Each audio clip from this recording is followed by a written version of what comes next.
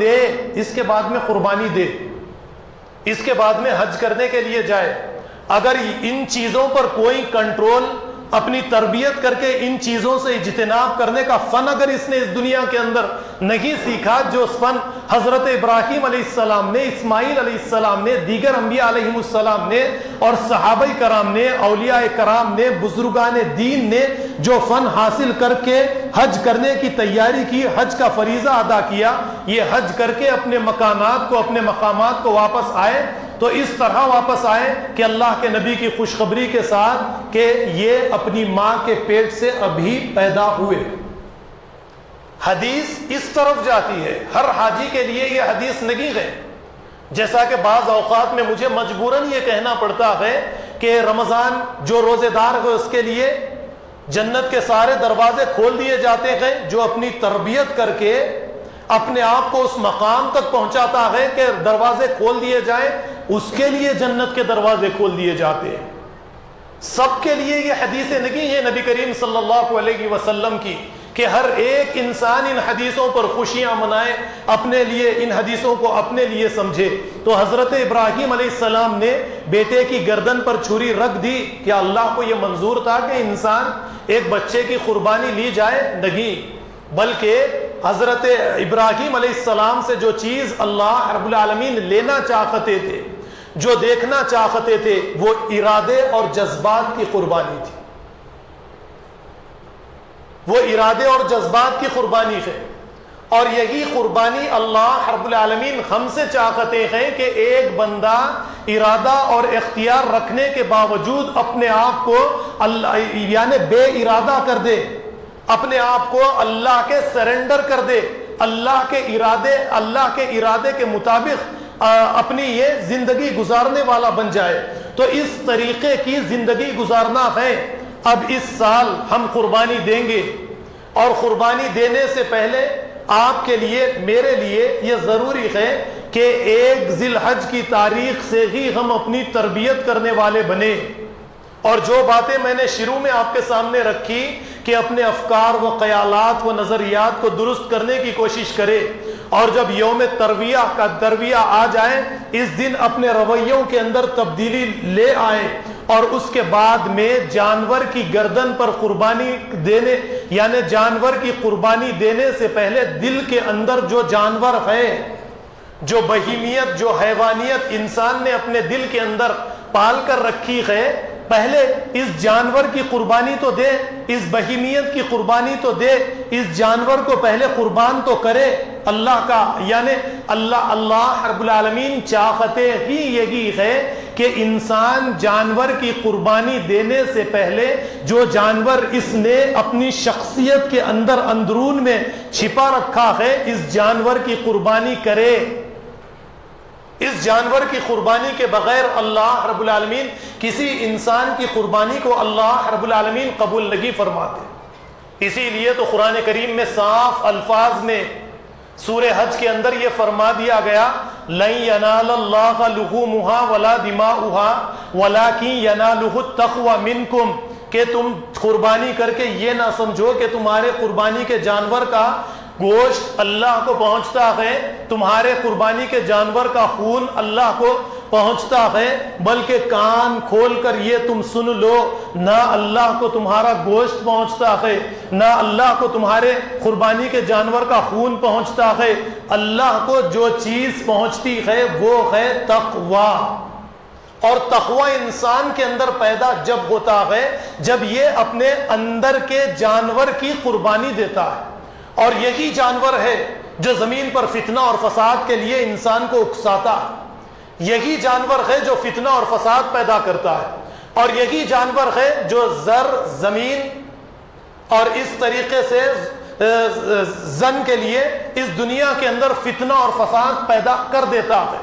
تو اس طریقے کی قربانی دینے کے لیے مسلمان تیار ہے؟ نہیں ہے۔ یعنی تربیت کا کوئی نظم ہمارے یہاں پر ہے ہی نہیں اس کے بجائے یعنی لاکھوں کی تعداد میں جانوروں کی قربانی ہر سال دے دینا، اور ان جانوروں کی قربانی کے بعد میں ہمارے اندر کا جانور کبھی قربان نہیں ہوتا، وہ جانور پلتا ہے، پھیلتا ہے، پھولتا ہے، اور اسے غذا دے کر چارہ ڈال کر ہر سال اسے اور تگڑے سے تگڑا بنا دیا جاتا ہے، تاکہ یہ دوسروں کے اوپر جب حملہ کرے تو سامنے والے کو ضائع کر دے، معذور کر دے، تباہ کر دے، برباد کر دے۔ اس قسم کے خیالات، اس قسم کے افکار، اس قسم کے نظریات کے ذریعے قربانی دینا کیا فائدہ بتائیے آپ؟ اس قسم کی قربانی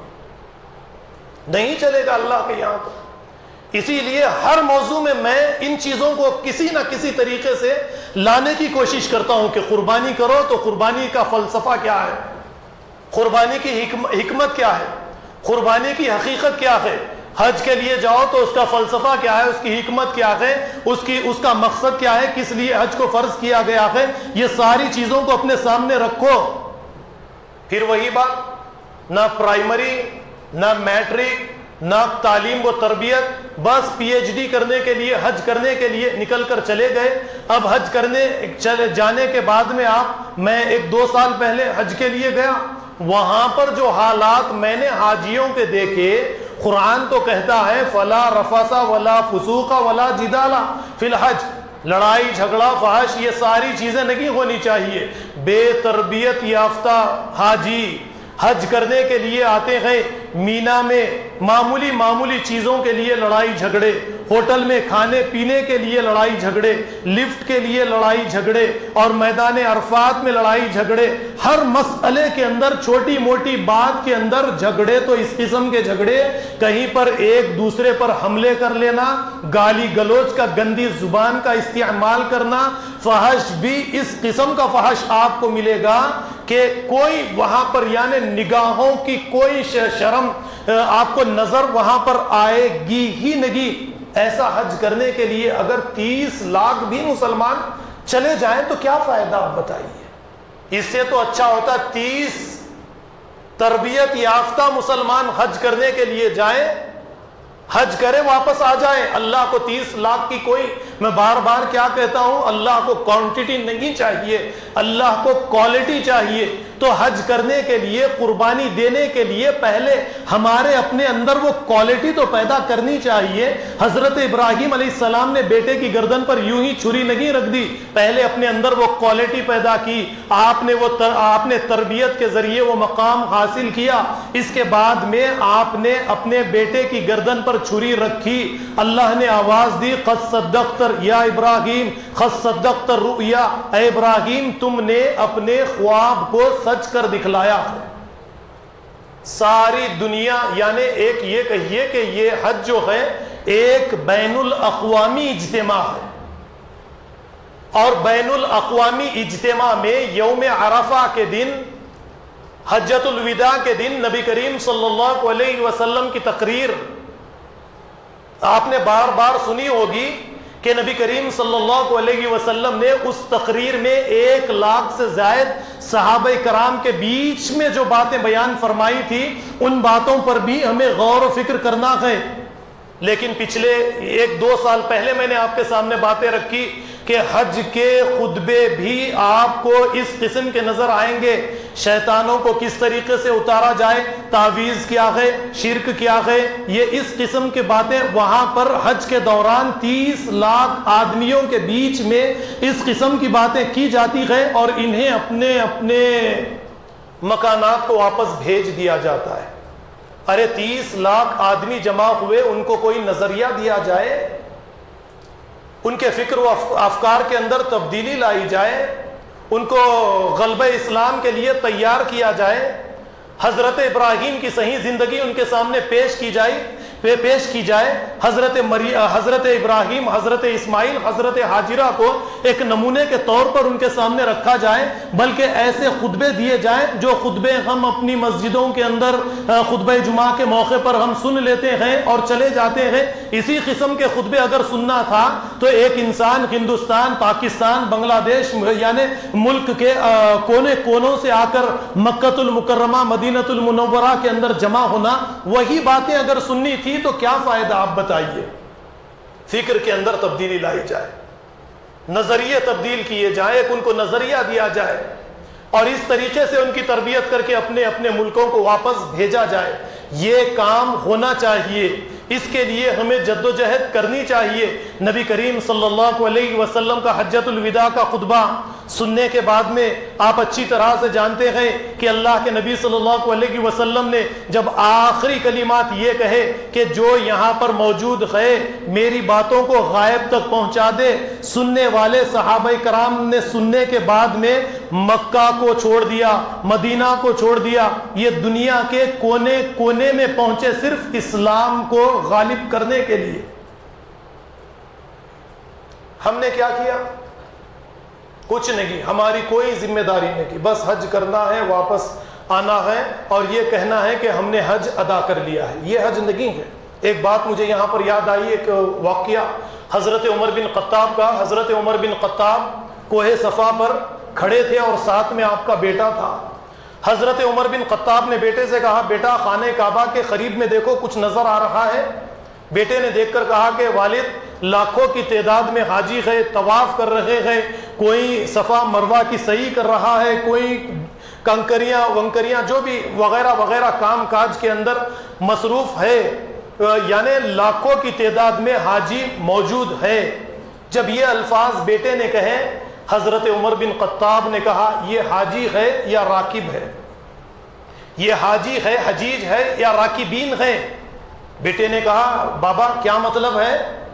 تو حضرت عمر بن خطاب نے کہا بیٹا یہ حاجی، یہ لاکھوں کی تعداد میں جو افراد ہیں یہ حاجی نہیں ہیں، یہ راکبین ہیں۔ ان کے محلے سے کسی نے کہا کہ میں حج کرنے کے لیے جا رہا ہوں، تو انہوں نے کہا چلو ٹھیک ہے میں بھی حج کر لوں، اس کے ذریعے کوئی سیر و تفریح تو ہو جائے۔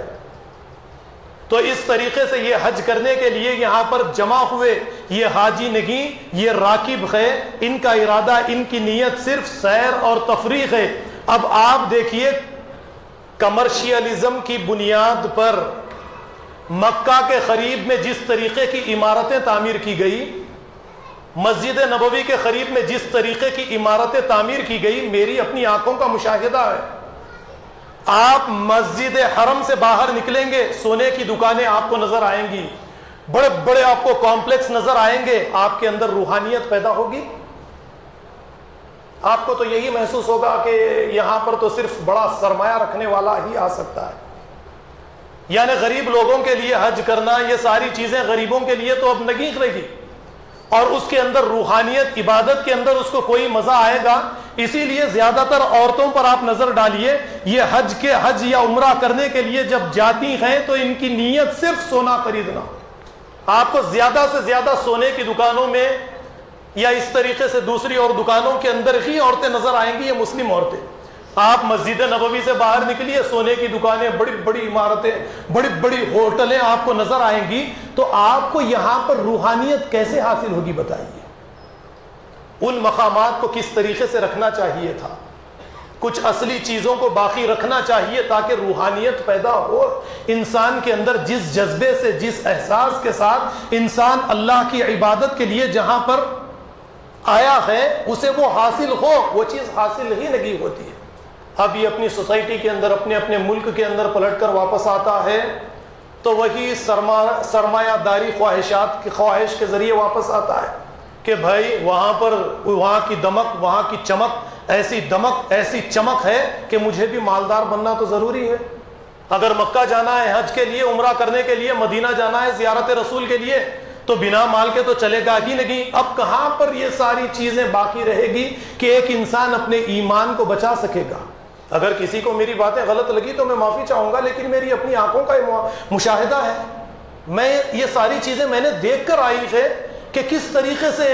یعنی قربانی کا مسئلہ ہم نے خراب کر دیا، حج کا مسئلہ ہم نے صحیح طریقے سے باقی نہیں رکھا، تربیت 1 تاریخ سے لے کر 10 تاریخ تک کوئی تربیت نہیں ہے، بس جانوروں کی گردن پر چھری رکھنا اور قربانی کر دینا ہے۔ تو میری آپ لوگوں سے یہی گزارش رہے گی کہ یوم ترویہ، یوم عرفہ، یوم النحر، ان 3 دن، یہ 3 دن جو ہے آپ اپنے رویوں کے اندر، آپ اپنے کردار کے اندر تبدیلی لائیے۔ اس سے پہلے جو دل کے اندر جانور اور حیوان جو دل کے اندر ہم نے پال رکھا ہے، اس جانور اور حیوان کو قربان کیجئے۔ اس کی قربانی کے بعد میں آپ جو قربانی دیں گے، یہ قربانی اللہ کی بارگاہ میں قابل قبول ہوگی۔ اس سے پہلے آپ نے